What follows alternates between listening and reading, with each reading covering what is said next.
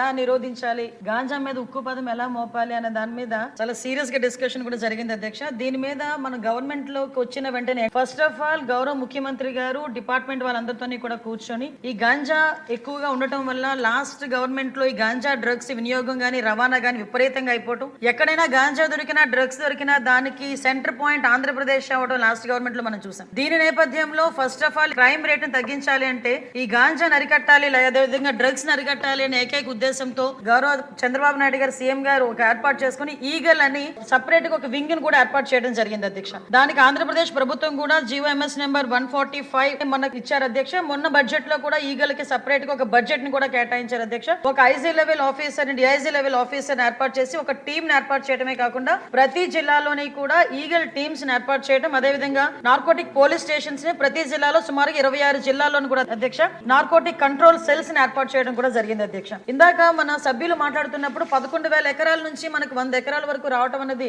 సంతోషంగా ఉంది అని చెప్పారు. దీన్ని కూడా ఎలా కంట్రోల్ చేయాలి, దానికి సంబంధించిన ప్రతి ఇన్ఫర్మేషన్ కూడా డిపార్ట్మెంట్ వాళ్ళ దగ్గర ఉంటుందని చెప్పారు అధ్యక్ష. అది ఉండటానికి నిజంగా ఒక 20 హాట్ స్పాట్లను కూడా ఈగల్ టీమ్ అదేవిధంగా డిపార్ట్మెంట్ వాళ్ళందరూ కూడా ఐడెంటిఫై చేశారు అధ్యక్ష. సుమారుగా మనం చూసుకుంటే అధ్యక్ష నెంబర్ ఆఫ్ విలేజెస్ చూసుకుంటే దగ్గర 7 విలేజెస్ లో అధ్యక్ష 375 అంటే మండలాల్లో 7 మండలాల్లో 375 విలేజెస్ లో ఈ హాట్ స్పాట్స్ గుర్తించి కల్టివేషన్ చేయకుండా తీసుకునే బాధ్యతను కూడా తీసుకున్నారు అధ్యక్ష. ఒక ఎగ్జాంపుల్ చెప్పాలి అధ్యక్ష, 359 ఫ్యామిలీస్ ఇందులోని గత కొన్ని సంవత్సరాలుగా వీళ్ళు హ్యాబిచువల్ అఫెండర్స్ అధ్యక్ష. కల్టివేషన్ చేస్తూనే ఉంటారు, ఎంతమంది చెప్పనేయండి ఎన్ని చేయనియండి వాళ్ళు అక్కడ కల్టివేషన్ చేస్తూనే ఉంటారన్నమాట. మన గవర్నమెంట్ వచ్చిన తర్వాత 359 ఫ్యామిలీస్ ని కూడా ఐడెంటిఫై చేసి వాళ్ళకి ఆల్టర్నేట్ క్రాప్స్ ఇచ్చి ఈ సంవత్సరం ఒక ప్లాంట్ కూడా వేసుకునే పరిస్థితి లేకుండా వాళ్ళని మోటివేట్ చేసుకుని వాళ్ళు మన కంట్రోల్లో పెట్టుకునే పరిస్థితి వచ్చింది అధ్యక్ష. దీనికి చెప్పేది ఏంటంటే ఏ రకంగా తగ్గించారు 11,000 ఎకరాల నుంచి 100 ఎకరాల వరకు అని చెప్పడానికి ఇది ఒక ఎగ్జాంపుల్ గా చెప్తున్నాం అధ్యక్ష. సుమారుగా ఈ గంజాయి సాగు చేసిన తర్వాత ట్రాన్స్పోర్టేషన్ కూడా చూసుకుంటే అధ్యక్ష